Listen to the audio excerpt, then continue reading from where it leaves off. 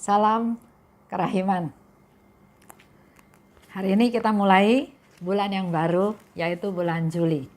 1 Juli kita akan bicara mau menggali kerahiman ilahi, menggali rahmat kerahiman ilahi dengan subtema keinginan yang sungguh-sungguh. Baik, kita mulai ya. Tolong disiapkan diary nomor 1718. Dalam nama Bapa dan Putra dan Roh Kudus. Amin. Santa Faustina, engkau berkata bahwa misimu tidak akan berakhir karena kematianmu. Dan kami percaya engkau tidak akan melupakan kami. Yesus juga berjanji kepadamu, bagikanlah rahmat-rahmat kepada siapa saja yang engkau kehendaki dan kapan saja engkau mau. Berdasarkan hal tersebut di atas, kami meminta doa syafaatmu Santa Faustina, terutama untuk rahmat yang akan kami butuhkan, yaitu rahmat kesetiaan pada inspirasi Roh Kudus dan menjadi orang yang suci. Tolonglah kami agar percaya pada Yesus seperti yang Engkau lakukan dan memuliakan Tuhan di setiap saat dalam hidup kami. Amin. Dalam nama Bapa dan Putra dan Roh Kudus. Amin. BHF 1718. Tinggal di kakimu, oh Allah yang tersembunyi, adalah kesukaan dan firdaus bagi jiwaku. Di sini engkau memperkenalkan dirimu kepadaku, oh yang tak terbatas, dan dengan manis engkau berkata kepadaku, berikanlah kepadaku hatimu.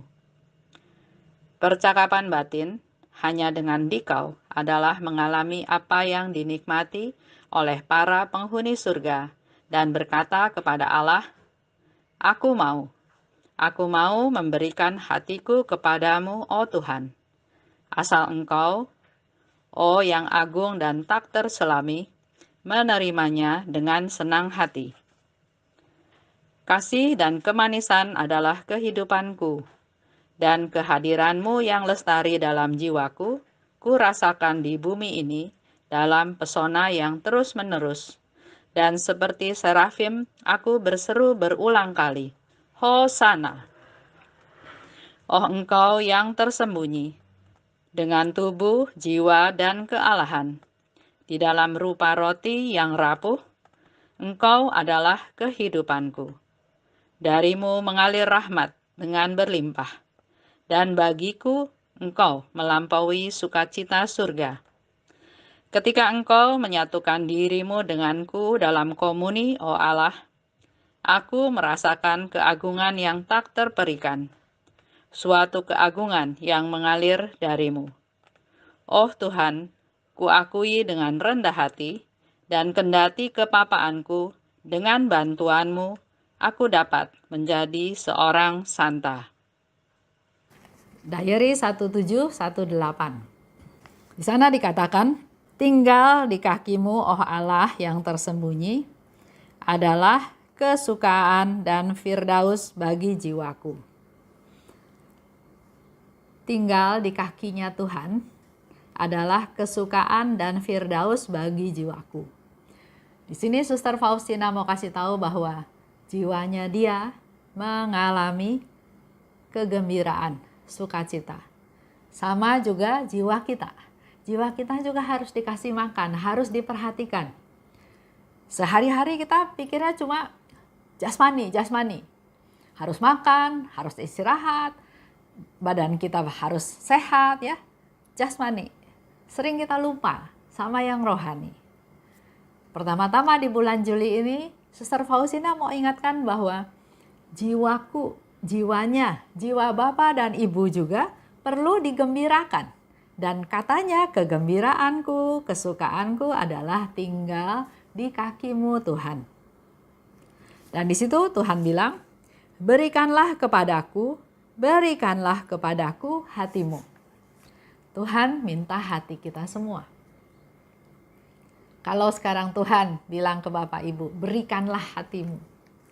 Kita siap nggak kasih hati kita? Siap nggak hati kita dilihat sama Tuhan? Sering kita nggak sadar ya, ada hal-hal tertentu yang kita pendam, yang jadi rahasia, yang kayaknya semua orang nggak boleh tahu, bahkan Tuhan juga nggak boleh tahu. Tapi kita lupa, Tuhan tuh tahu semuanya, tahu segalanya, dan di situ dikatakan, berikanlah kepadaku hatimu. Apa yang dikatakan oleh Suster Faustina? Dia katakan, aku mau memberikan hatiku kepadamu, oh Tuhan. Aku mau. Kalau pertanyaan itu ke kita sekarang, siap nggak kita memberikan hati kita ke Tuhan? Kalau kita memberikan hati kita, terus Tuhan lihat hati kita, apa aja isi hati kita? Di sini dikatakan, Faustina ya, aku mau memberikan hatiku kepadamu, oh Tuhan. Asal engkau, oh yang agung dan tak terselami, menerimanya dengan senang hati. Kata asal di sini bukan berarti pakai syarat.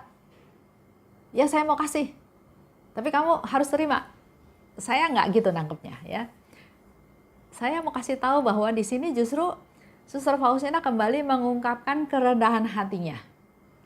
Tuhan minta hati saya mau kasih. Asal engkau senang hati menerimanya. Jadi bukan suatu syarat, tapi mau kasih tahu bahwa hati saya tuh papa. Saya tuh nggak bisa apa-apa. Saya tuh orang yang sangat-sangat sederhana, orang-orang yang berdosa. Jadi dia tahu hatinya, dia mau serahkan kepada Tuhan, tapi dia bilang, saya mau serahkan asal hati yang saya serahkan ini menyenangkan engkau. Nah, kembali lagi ke kita. Kalau hati kita dikasih ke Tuhan sekarang, kira-kira Tuhan akan lihat hati kita yang seperti apa? Hati yang hitam? Hati yang kotor? Atau hati yang bagaimana? Engkau yang tersembunyi dengan tubuh, jiwa, dan kealahan di dalam rupa roti yang rapuh. Engkau adalah kehidupanku. Darimu mengalir rahmat yang melimpah. Ini suatu iman dari Suster Faustina, ya. Engkau Tuhan tersembunyi dalam rupa roti yang rapuh. Kalau kita terima komuni, terima hosti, apa yang kita pikirkan? Sekedar roti tidak beragi, tidak berasa, atau kita mengimani bahwa kita sedang menerima tubuh Yesus? Kalau kita mengimani itu tubuh Yesus, kira-kira pantas enggak Yesus masuk ke dalam diri kita, ke dalam tubuh kita, ke dalam hati kita? Kalau di dalam hati kita masih isinya marah, dendam, kecewa, putus asa, berontak, kasihan nggak Yesus masuk ke dalam hati kita kalau hati kita masih isinya seperti itu? Di sini katakan lagi, engkau adalah kehidupanku. Kita terima hosti, kita menerima kehidupan, bukan benda mati, bukan asal-asalan aja. Kita harus punya iman bahwa dengan menerima hosti Tuhan ada dalam diri saya dan saya menjadi hidup. Darimu mengalir rahmat yang melimpah. Nah, saya mau cerita tentang mukjizat hosti ya, mukjizat ini. Beberapa tahun yang lalu, ya tepatnya tahun 2009, waktu saya pergi ziarah kerahiman ilahi, sempat juga mampir ke Jerman. Di sana ada orang suci namanya Teresa Newman, atau lebih terkenal dengan nama Rachel dari Konnersreuth.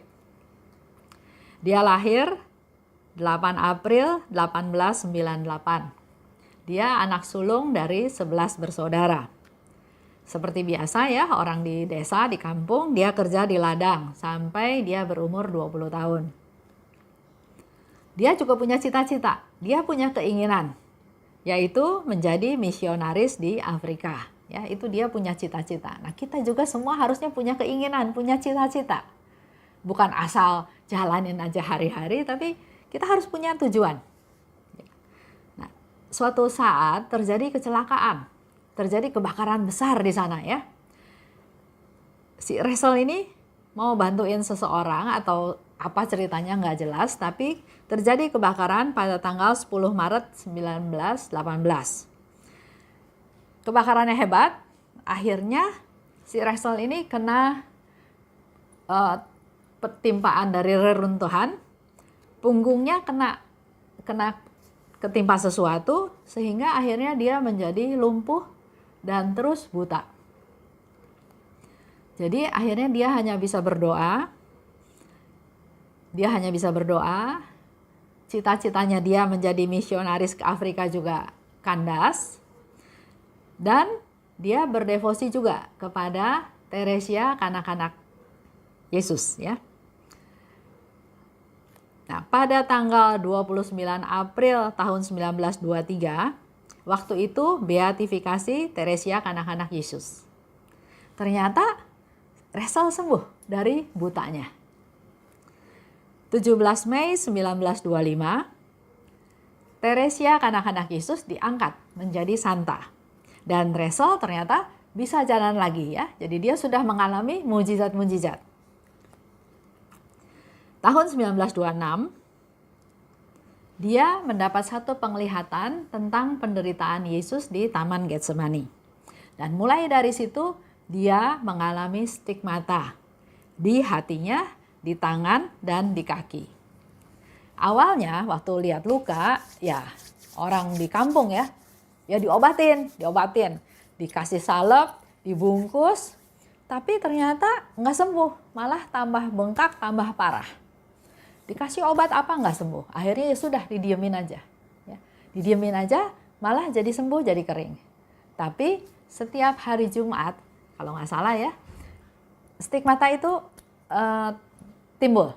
Jadi dia merasakan sakit-sakitnya penderitaan Yesus pada waktu disalib.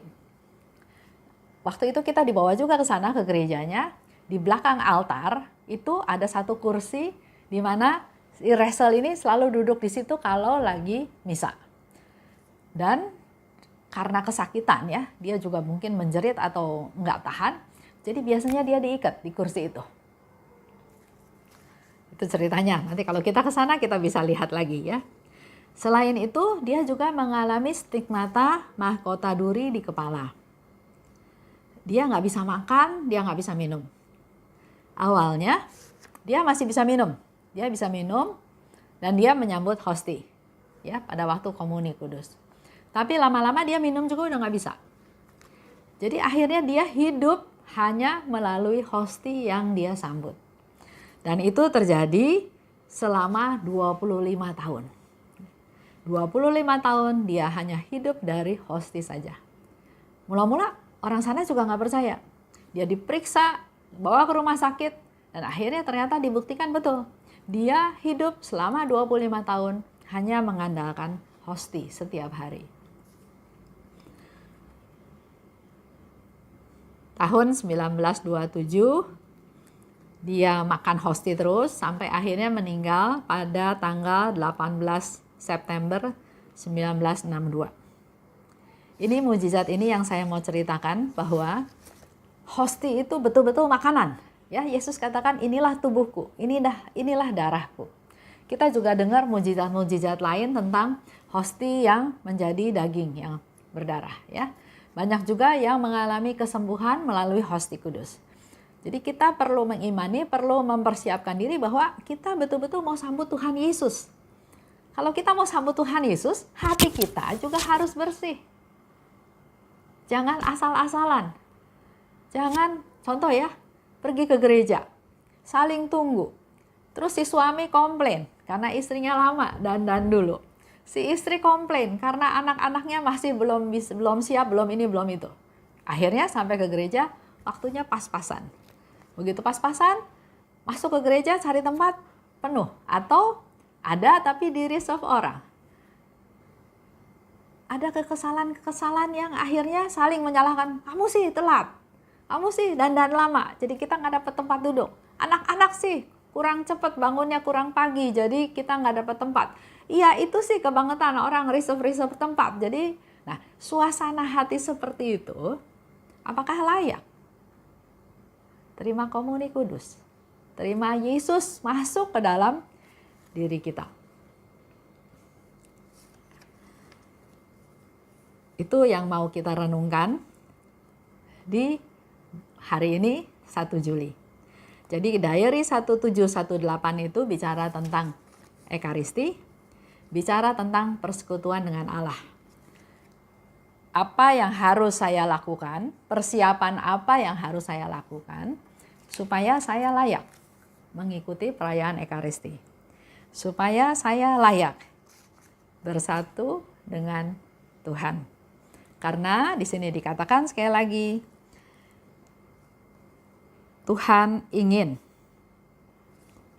kita menjadi anak-anaknya. Tuhan ingin masuk ke dalam diri kita, ingin bertahta dalam hidup kita, dalam keseluruhan keberadaan kita.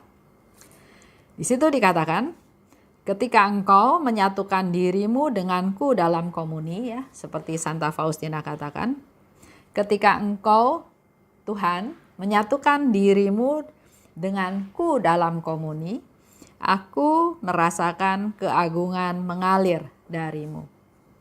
Aku merasakan keagungan mengalir darimu. Coba kita bandingkan dengan diri kita. Kalau kita sudah terima komuni, apa yang kita rasakan? Sehingga saya katakan, kalau bisa, setelah terima komuni, doa, hening, kur juga lagunya yang tenang, supaya kita bisa berdoa, bisa bercakap-cakap dengan Tuhan, karena Tuhan ada dalam hati kita. Ya benar, seperti yang Suster Faustina katakan, dengan bantuanmu, ya, walaupun dia papa, walaupun dia tidak berdaya, walaupun dia berdosa, tapi Faustina punya satu keyakinan bahwa dengan bantuan Tuhan, karena Tuhan itu Maha Rahim, Tuhan itu Maha Baik, Tuhan itu Maha Mengasihi, Tuhan itu Maha Pengampun, maka dengan bantuanmu, Suster Faustina bilang, aku dapat menjadi santa. Sekarang, di zaman yang seperti ini, memang sangat dibutuhkan orang-orang yang hidupnya benar, hidupnya suci, hidupnya lurus, hidupnya berkenan kepada Tuhan. Supaya kerahiman Tuhan semakin boleh dikenal, dirasakan, dialami, dimuliakan, dan mereka akhirnya juga memuliakan, mewartakan, menyebarkan, melakukan apa yang dia dapat dalam kerahiman Tuhan dalam kehidupannya sehari-hari. Supaya hidup di dunia ini semakin hari bukan semakin kacau, bukan semakin banyak masalah, tapi ayo mulai dari kita menjadi rasul-rasul kerahiman dimanapun kita berada untuk mewartakan kerahiman Tuhan. Belajar dari Suster Faustina, walaupun dengan kepapaanku, tapi dengan bantuan Tuhan, aku dapat menjadi santa. Itu juga menjadi target kita. Ya, baik, kita semua sudah bahas 1718. Kita masuk ke doa penutup. Dalam nama Bapa dan Putra dan Roh Kudus. Amin. Allah Bapa yang Maha Baik, kami bersyukur dan berterima kasih karena Engkau izinkan kami semua masuk ke bulan yang baru, yaitu bulan Juli. Inilah kami semua anak-anak-Mu Tuhan. Kami percaya kami semua ada dalam pemeliharaan-Mu, ada dalam kasih-Mu. Dan dalam bulan ini, Suster Faustina mengajak kami untuk belajar, untuk menggali apa sebetulnya yang menjadi tujuan hidup kami. Apa yang sangat kami inginkan. Dan untuk itu kami mohon rahmat-Mu agar kami dapat arahan daripada-Mu, dapat pencerahan daripada-Mu, sehingga kami dapat mengetahui apa yang sebetulnya kami inginkan dalam hidup ini. Berkati anggota keluarga kami masing-masing Tuhan, berkati juga teman-teman, berkati juga siapapun yang butuh berkat dan rahmat-Mu, agar melalui pertemuan ini, agar melalui doa-doa kami, Engkau berkenan dan mengabulkan apa yang kami butuhkan. Seperti Suster Faustina, sangat ingin dekat denganmu. Duduk di kakimu adalah suatu firdaus bagi jiwanya. Kami juga ingin terus memberi makan roh. Suster Faustina sangat ingin dekat denganmu. Duduk di kakimu adalah suatu firdaus bagi jiwanya. Kami juga ingin terus memberi makan rohani kepada jiwa kami agar kami bertumbuh dalam iman. Terima kasih Bapa. Dalam nama Putramu kami berdoa dan bersyukur. Amin. Dalam nama Bapa dan Putra dan Roh Kudus. Amin. Salam kerahiman.